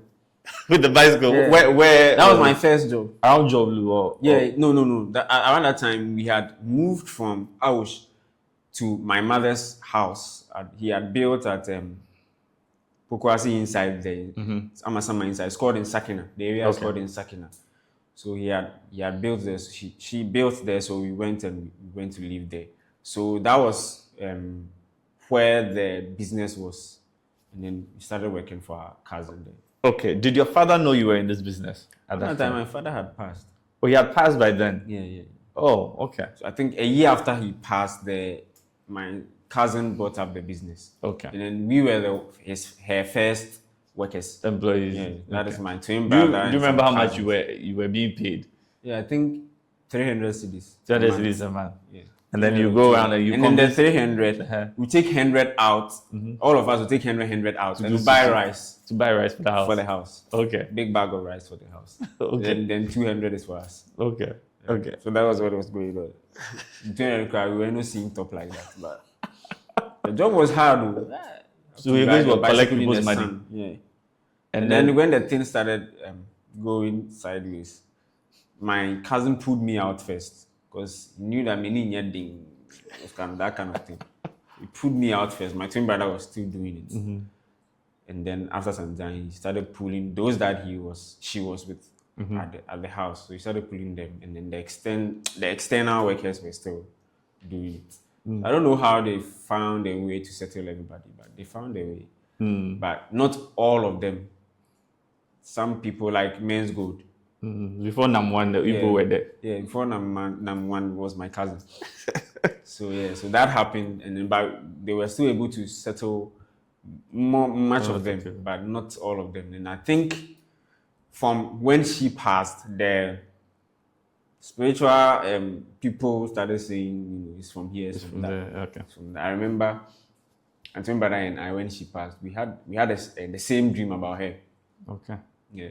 When in a dream, she held my hand, my left hand, and she held my twin brother's right, and she was pulling us. You don't know where she was taking us. Wait, did you have similar dream? The same dream. I don't know. Let's say you are playing FIFA online with somebody. Yeah. See what you are seeing. Would you have the dream the same night? Or? The same night. The same night. On the same bed.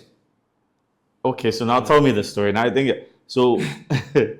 So tell me the story. So that was what happened. So when So, when so she wait, passed, wait, before that, in your dream, your twin brother was also in the dream. it's also in my dream.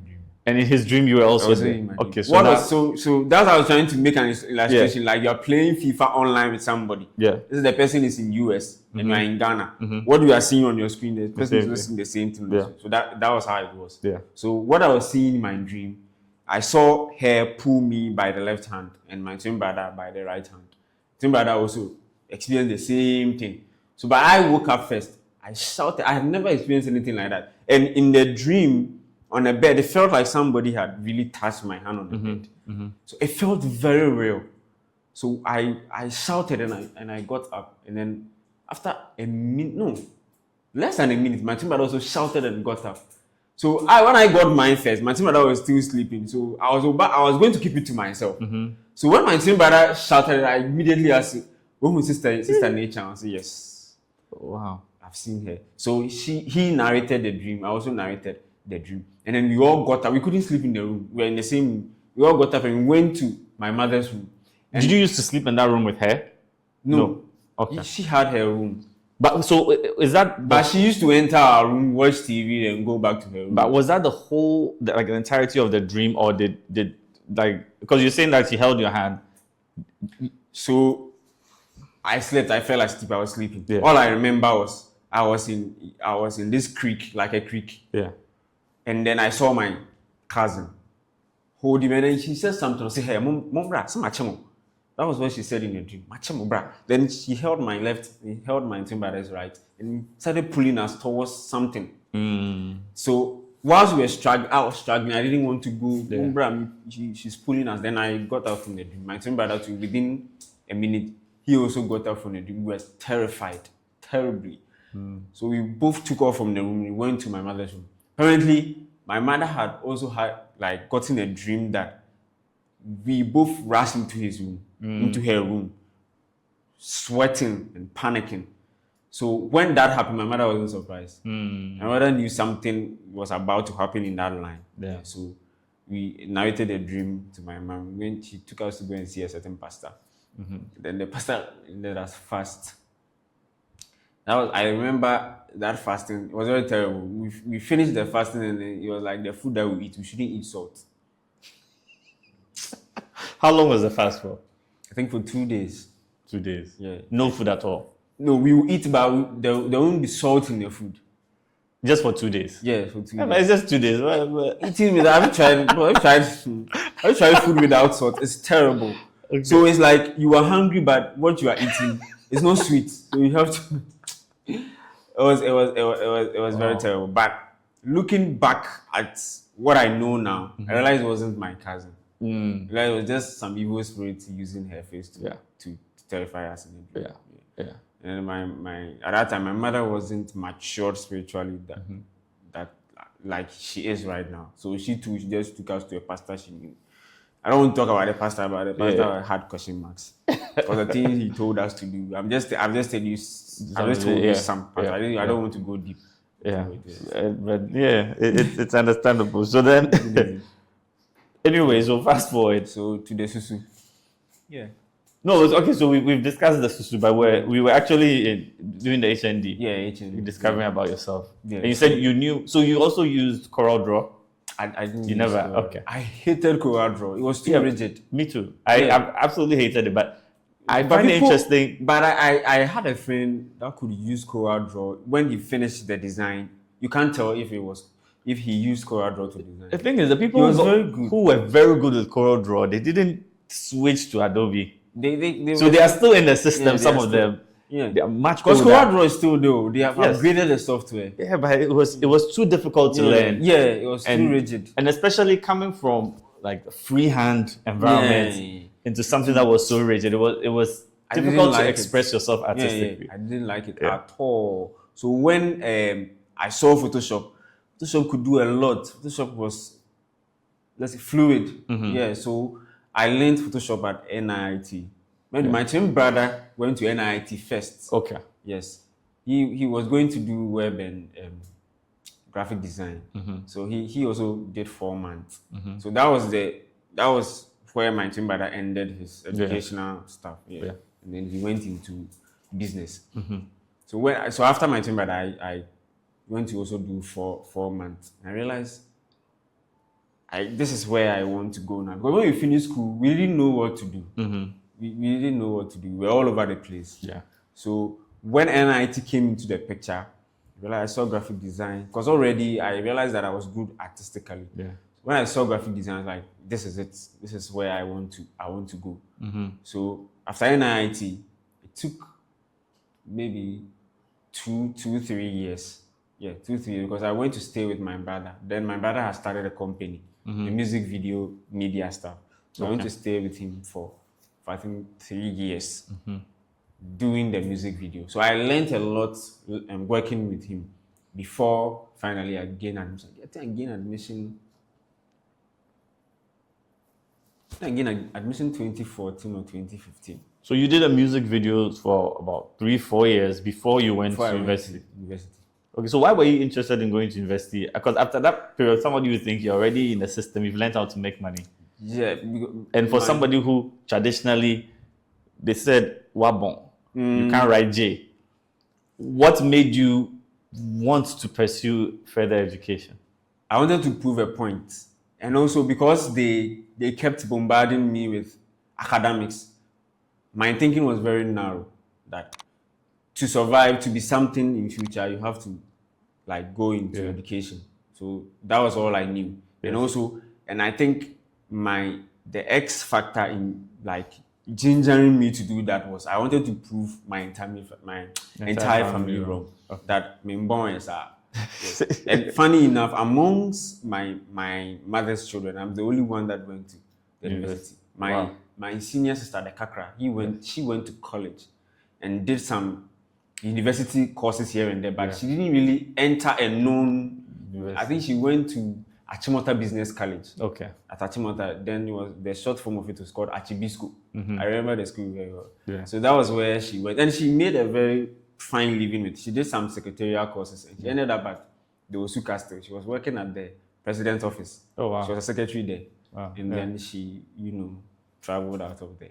So when we talk about the academic part of my mother's children, she was, let's say, the pioneer. Yeah. She went through it, did some college courses, passed here and there, did some few university programs, but he didn't really enter a university.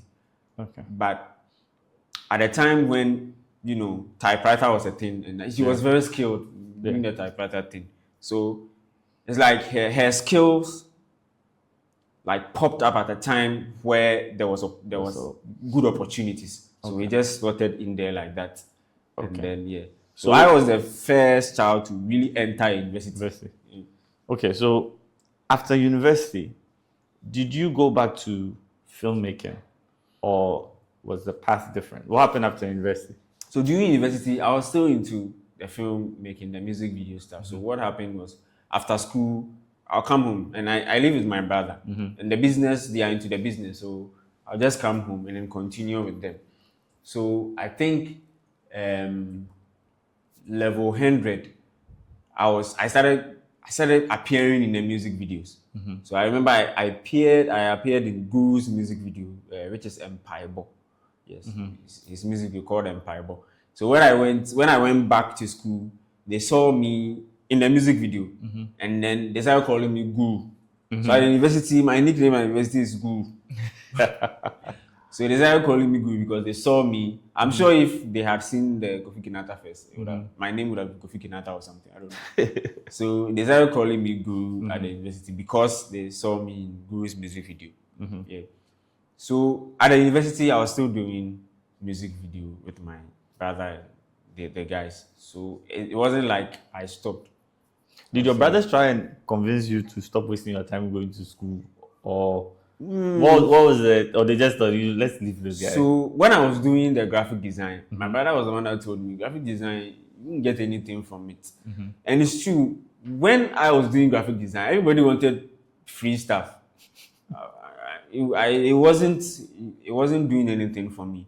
The extent that, so what happened was, those that will come and do their music video, I'll just pick their pictures and do some small album act for them. So that was what I was doing when I was working. I started working with my brother before the university admission came. That was what I was doing. Then also when we go to set, I help. I didn't really know how to handle the camera. So it was after I gained admission to the university. So my brother advised me that you have gotten admission, we can't stop you. Don't go and do graphic design. Do something in line with what you are working with right now. But I had already chosen graphic design, so I didn't change it. So I went on to do graphic design at the university. But my brother was the one that advised me to shift from graphic design and do something film. Okay. Yeah. So he didn't tell me I was wasting my time. Yeah. He actually encouraged me to do it, but I pursue should shift from graphic design because there's no money in it like the video. Because there was the video, there was money in it. They could do just one contract, and for 2 months they will be okay if no contract comes their way. Yeah. So there was money in it. So he advised me to do that. Okay. So after that, you go back into filmmaking, and I know the filmmaking, movie, music video industry is very exciting for a young man. Yeah. Okay. Very, very exciting. And I know at some points later you took your Christianity seriously again, but before then, from your Katara, Katara boys. Katara boys going through school, filmmaking. What are some of the things that you were exposed to, that you saw, that, because again, the point of these videos is there are young people going through the same thing. There's someone who's at a crossroads, getting into maybe filmmaking or something similar where there's going to be all these opportunity. What are the things that you saw and what's your advice for how they should handle it? Even if you think they won't listen to you, at least say it, because these things need to be said. So with the music video industry, I was exposed to quite a lot in terms of the female, part of stuff. With the music video industry, the ladies there, most of them, they are models and stuff. Yeah. The way they dress and all those. I wasn't really familiar with those kind of, bikini and those kind of dressing, and somebody will be almost naked in front of you filming and all those stuff. I wasn't really exposed to it until the music video thing started. So you see the models dressed anyhow, shaking. I remember there was a time there was this lady, was dancing in the music video. By the time you realized her panties were on the floor, it was shaking too much. I think the panty she was wearing was oversized or something. She didn't feel it falling. It was just shaking and nothing fall on the stage. So yeah, and then drinking, smoking. Because when you are on set, the artists that will come, if they are not smoking, they are drinking. No, the life that most of the artists they were living wasn't the best.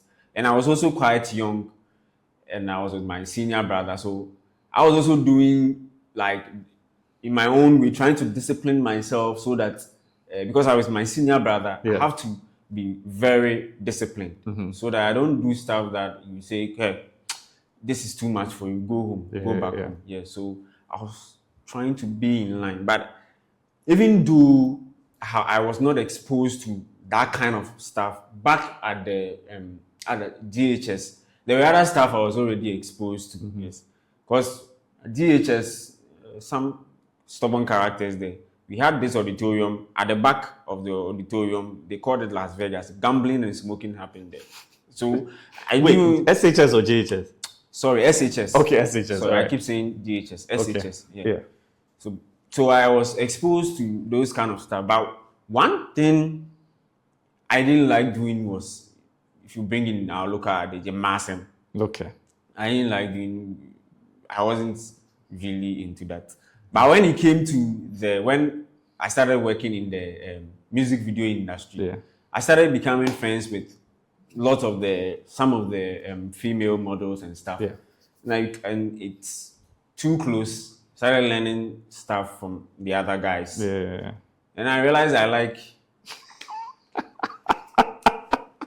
you know what I mean. So yes, So you got involved in Yeah, that. I got involved, and but what I didn't do, because well, for that one I just looked at my body and I realized that this one, it won't help me. That is smoking and drinking. I never touched any of them. That one, So you had smoking, drinking, women, and you just chose one. And I chose one. And even the woman stuff, it was in moderation. Moderation. I didn't do the way they were doing it, because if I did, maybe I wouldn't be here now. Because it was serious the way they were doing it. It was very serious. So what's fascinating about your story is that at some point you come back fully to Christ. Yeah. Because one of the things we know about you, and some people may even recognize you from the fact that every Valentine's Day you go in the street and you spoil any plans that any young man has with any woman by preaching to them. Before I come there, I want to say something, and I want it to come on record. Okay. That is, remember I said something about proving my family wrong about the education part. Yes. And getting first class. Yes. What happened was, when we were graduating, we sit in, according to our certificates. We have second class lower, second class upper, and first class, that kind of thing. We sit, and even friends that I had at the university didn't believe I had first class, to the extent that when I got to the grounds, I was going to sit where the first class people have to be sitting. So I passed by my friends and I was going to sit there. And there's a hair. And I remember one guy called me, "Hey, come on, let's walk on him." I was like, "What do you mean?" Who was that? What's the person's name? I think he now works with DVLA. What is his name? Then his nickname is Stone. Even Eric knows him. Stone. Okay. Yeah, Eric knows him. Okay. Yeah. Okay. He was the one I remember. Called me back, "Hey, come on, him." Brother, let's now see. So I was like, "Come on, I had first class. I'm not joking." And before we had experienced graduation upon graduation, we have seen seniors doing that. They will go and sit there, and when the ceremony is about to begin, they'll come and sit where they actually belong. Yeah. They thought that was what I was doing. Yeah. I was going to flex by going to sit there. When the ceremony begins, I will just find my way and come and sit where I belong. But I went to sit there. I sat there till they still didn't believe. So my name was called to go and receive my first class award. Then they started believing that indeed it's true. I got first class. I remember my mom was there. I was so happy for my mom, not me, because my mom had gone through a lot to send me to the university. My mom was cheering, my one man supporter. My mom was saying my twin brother too was beside my mom, and he was also happy for me. My mom was cheering me. That's my son. That's my son. My mom was cheering me like this, and I went to receive my first class award. And I remember my twin brother took my gown, took pictures with me. My mom also took the gown, took pictures with me. I was very happy for my mom, especially for my mom. Wow. Yeah. So yeah, that was what I wanted to put across. No, it's important. Thanks for sharing that. By proving that they didn't know me. So the teacher who didn't believe you because you couldn't write the lowercase j, you wanted to understand that you made it all the way to university and then got first class. So for her, she didn't do anything. She just said, "Bring the chalk, go and sit down." That was Saint Cecilia, the owner of the school. Yes. She was so good that I think she understood that every child was unique. So she would hardly, call you names. Yeah. But when we went to the presby, yes, it was the presby that they were just, But presby, so it's the presby that I want them to know that I didn't fail in life. Okay. Because I was not able to write the alphabet and I was crying. I didn't fail. I went to the university, I had first class. Okay, that's good. So now let's go back to the important J. Yeah. J for Jesus. Yeah. How did you get back to where you are with your walk with Christ? Let's talk about that. Okay, so what happened was, it happened with my brother, the one who I entered into the music video industry with. So he lived a very reckless life, very reckless. But what happened was, I realized that what the Bible says about, so teach the child the path he should go, so when he grows up, he doesn't divert away from it. So the credit will still go to my mom and dad, because that was what they did. the seed was in us. So even though we went back into the world and we were doing all those kind of stuff, we were not really able to go all out because there was still something that I think was talking to us. Me in particular, I couldn't go all out because something still kept pushing me. Because when I was living with my brother, that it will be left with, let's say, even our last 10 cents, they will go and use it to drink. I saw it was very wrong, but then it was normal to them. When I was living with my brother, I was the only one going to church. So for me, I couldn't go all out. Yes, I couldn't really go all out. And something happened. Something happened that makes me connect what happened to what is happening right now. So we went to a funeral, and when we were coming home, we were supposed to die that day. We were just supposed to die. We were in one of my brother's friend's car. Yeah, we were in his car, a Mazda, white Mazda. So we are close from the funeral. We were coming home. Something happened on the road from Koforidua to Accra. There was a huge truck in front of us, and it had parked, I think, timber. And the timber was extending out of the truck, and they had tied red stuff on the timber. So I don't know what happened, but it happened so much that we had two options. There was a ditch at the other side of the truck that it's either we dodge the truck, enter that ditch, and then veer into the bush somewhere and go and crash the trees in the bush, or we stay behind that truck and then crash under the truck. That was the two options. Me, when we were sitting in the car, that was what was playing in my mind. That was the options we had. And I'm sure my brother too, that was the option that was playing. My brother wasn't the one driving. It was his friend that was driving. And some way, somehow, I don't know what happened, and I still can't explain. The thing just stopped. What was about to happen just stopped. What do you mean it stopped? We were supposed to crash. You were driving behind the car. We were driving behind that huge truck. That truck stopped. And you guys... I think the guy wanted to overtake. And when he came to this side, he realized that there was a huge hole where he was trying to pass, and his speed was too much. He was going to hit there, and then it would have turned him somewhere else. So he realized it wasn't going to help. So he had to quickly come back.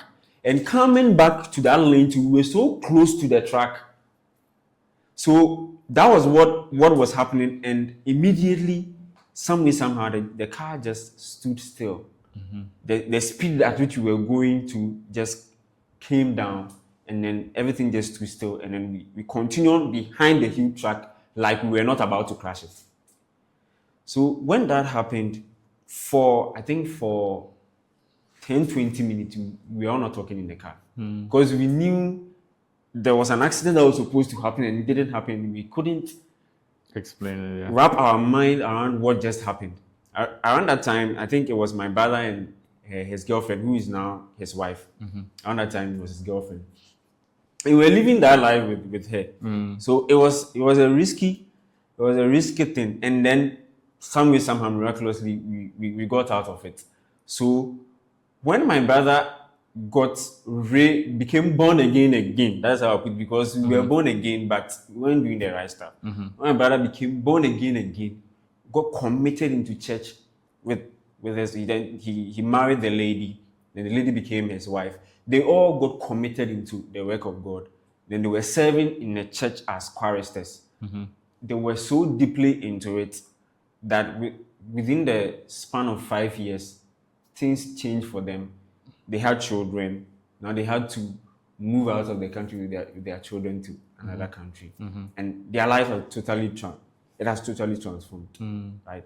Because of that one decision to now forgo everything. But when it was happening, I was sitting behind and I was looking at my brother. Because I didn't understand why, because it was a company that started with somebody, and he's now so committed that he could not go to set again because of the things that was going on set. He couldn't mingle again with them. So for some time, they started growing apart. We were in the same house, but he couldn't go to shoot again. He was so committed in church. And then, they started growing apart. And then the guys rented elsewhere. And then we stayed in that house that we were. Then I also got pulled into it. One day I wanted to visit the church that had changed my brother, because the entire family was surprised that he had changed that man. So I visited. I was still Presbyterian. So I went there. It was an Assemblies of God church. And apparently the pastor was my brother's wife's cousin, Pastor Blessed Alex Okojuowisu. God really blessed that man. That man changed my brother's life. It changed my life also. Because where we were heading was disaster. So it was your brother's wife who pulled him to that church? So it started with my brother's wife. Before they got married, something happened. She almost died.